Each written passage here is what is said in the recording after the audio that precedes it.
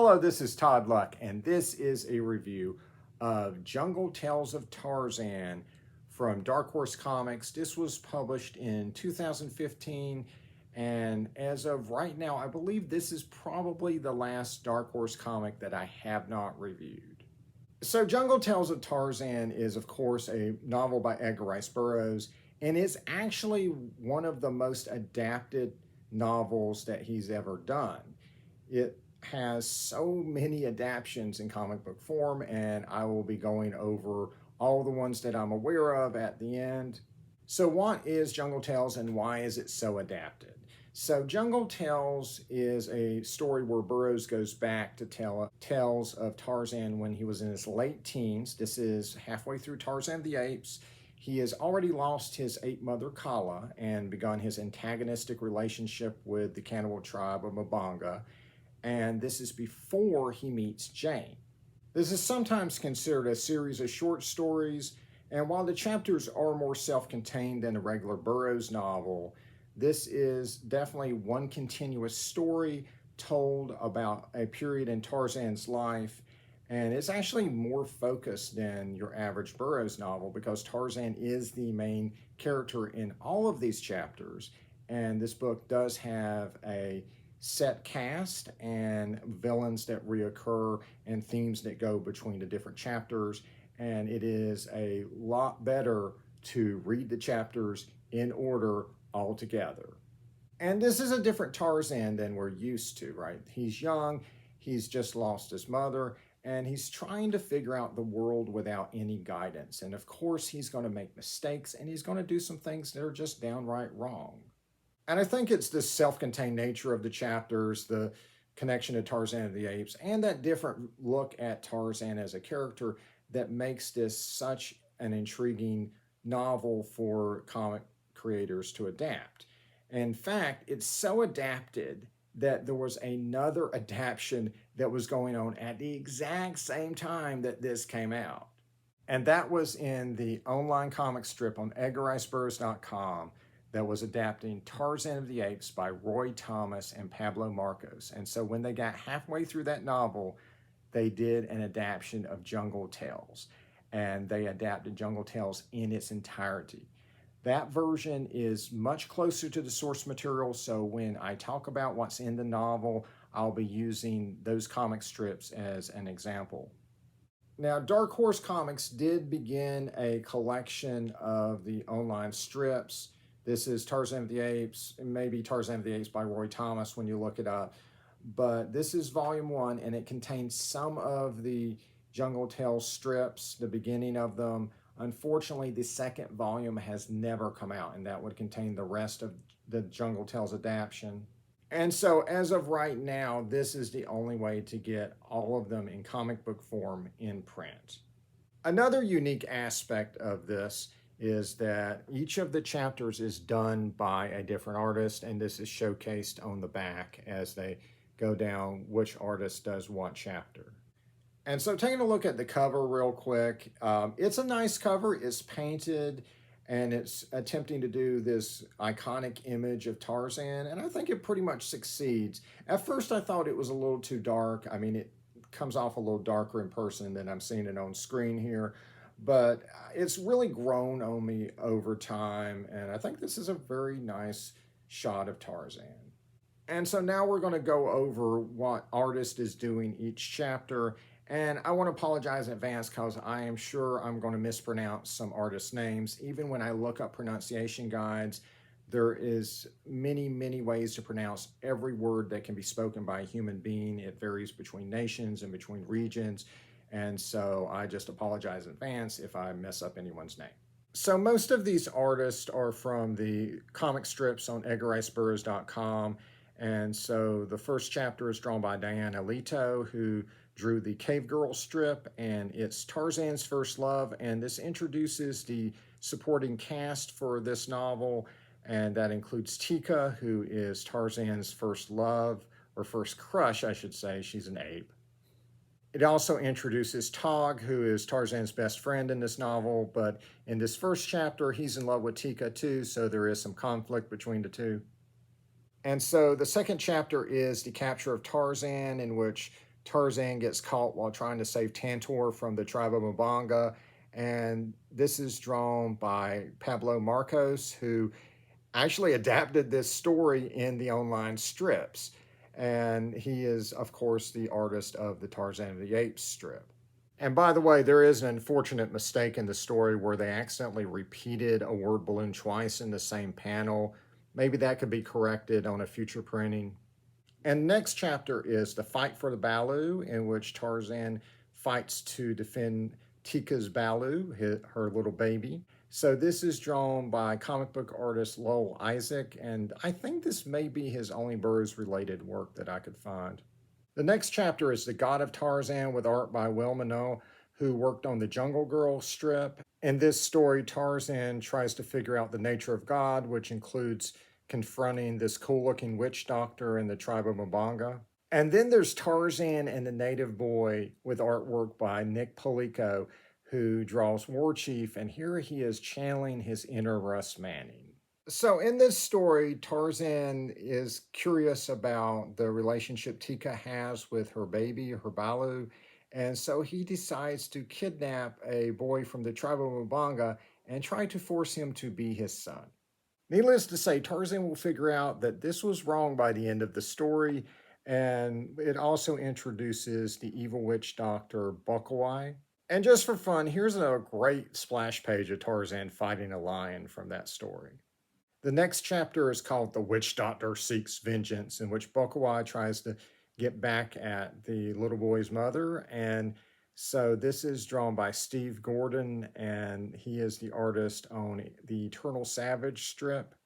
And you'll notice the evil witch doctor is missing his leprosy. That is one of the prices you pay for having all these artists, is that there will be some visual inconsistencies between chapters and on different characters. The next chapter is called The End of Bukawai, and yeah, you can kind of guess what happens, right? So this is drawn by Jamie Chase, who drew the original graphic novel adapting At the Earth's Core that Dark Horse put out, and I'll be reviewing that at some point. And yes, this is the chapter that has that big fight between Tarzan and Bukawai's two hyenas. The next chapter is The Lion, with artwork by Terry Beatty, and I couldn't find anything Burroughs he's done, but he worked on The Phantom and also co-created Mist Tree. And one of the nice things about this graphic novel is that Mark Wheatley, after decades of working on Burroughs properties, finally gets to draw a Tarzan comic in The Nightmare. The Nightmare is essentially Tarzan versus the spoiled meat. He ends up eating some meat that's bad, and it gives him some really, really bad dreams. And the nature of this story is just perfect for Wheatley's art style. And of course, Wheatley is the writer of Tarzan the Warrior back in the 90s. And he also did artwork for various different Burroughs novels that have come out in the last few decades. Next up, we have The Battle for Tika, which is drawn by Carlos Carrello, who has done various different comics, including The Lone Ranger. In this chapter, some rival apes kidnap Tika, and so it's up to Tarzan and Tog to go there and fight them for Tika. And so, yeah, it's essentially River City Ransom with apes in the jungle. Next up is A Jungle Joke, with artwork by Tomas Aranda, who does the art for the Lad and the Lion strip, which is ironic since we're looking at a lad and a lion. And then we end with Tarzan Rescues the Moon, because someone had to. And it's drawn by Carlos Arguello. He is the artist on Tarzan Twins.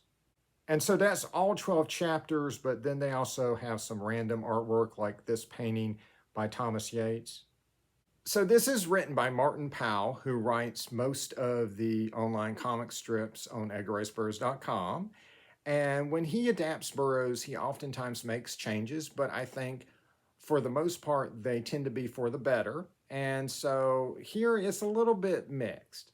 So one positive change is that in The Nightmare, it is implied that Tarzan basically just takes the rancid meat from the old man. In the original story, Tarzan just flat out murders him because he finds the way that he's eating to be disgusting. In Tarzan's defense, he's young and he was raised in a tribe of apes where the males would go on these psychotic furies that could sometimes get people killed. So it is in keeping with how he was raised, but it is very understandable why it's taken out of this adaptation. And I think every comic adaptation has left that particular murder out, which I'm glad. Unfortunately, due to the limited page count for each of the chapters here, a lot of things were left out, but I think one place where that works out really well is the battle for Tika, because he leaves out the beginning of the story where Burroughs showed what happened to Tika. Tarzan has to come in and piece it together and use his senses to figure out what happened to Tika and why she is no longer there. And so it becomes kind of a mystery at the beginning. And I thought that was neat. There are a couple places where the changes did detract, though. At the end of Tarzan's First Love, the ending is much less climactic than what it is in the novel. And the novel's ending to that chapter is very iconic and has been replicated over and over again in popular culture. So I don't know why that was changed. Another one was the Jungle Joke, for some reason, had a lot of changes in it that made that story make no sense, so I'm not sure why that was done. So I personally prefer the online comic strip adaptation because it's more faithful and more thorough. However, this is still a really neat graphic novel because of the variety of artists and because this is your one chance to get all 12 chapters of this book adapted in comic book form and put it on your bookshelf. And so we've talked about the two most recent adaptations of Jungle Tales of Tarzan. Let me show you the rest real quick. The first one, weirdly enough, was done by CHARLTON Comics back in 1964, and it was a 4-issue miniseries adapting 8 of the chapters. All 4 issues have been collected into a hardcover by Dark Horse Comics called The Unauthorized Tarzan. In 1969, Gold Key put out 2 issues adapting 4 stories in Jungle Tales, and that is Tarzan 169 and 170. In 1972, Joe Kubert adapted 3 of the Jungle Tales over 3 issues of Tarzan by DC Comics, and that is issues 212 through 214. In 1976, Burne Hogarth put out what would now be known as a graphic novel, adapting 4 of the Jungle Tales. At Marvel, Roy Thomas and John Buscema would adapt 7 Jungle Tales over a number of issues, and that would be Tarzan 7, 9, 12, 13, 14, and the first annual. And Malibu Comics would adapt a whole 1 chapter of Jungle Tales as a backup story in the first issue of Tarzan, Love, Lies, and the Lost City. And that is all of the Jungle Tale adaptations in American comics that I am aware of. So one interesting bit of trivia is that Gold Key actually switched formats in the middle of their Jungle Tales adaptation. So Tarzan 169 is the last issue they did in the old Golden Age format, and then 170 is the first in the Silver Age format. And if you lay them on top of each other, you can really see how much bigger those old Golden Age format issues were. And so even though I've now done reviews of every American Dark Horse comic of Tarzan that I am aware of, there's still plenty of things to do videos on, still plenty of reviews coming. So like and subscribe for more videos. And until next time, see ya.